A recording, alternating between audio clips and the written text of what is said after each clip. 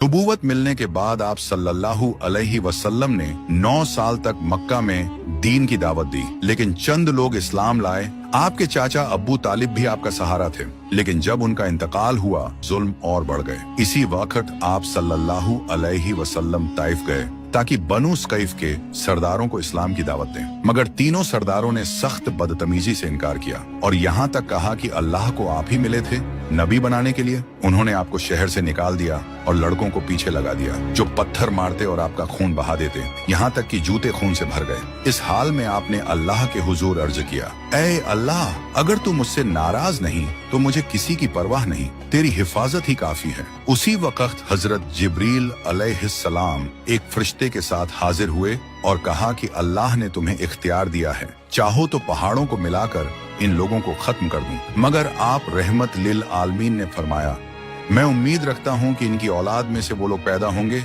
जो अल्लाह की इबादत करेंगे। यही है रसूलुल्लाह का हुक्म और रहमत कि जुल्म सहकर भी बद्दुआ न की, बल्कि हिदायत की दुआ फरमाई।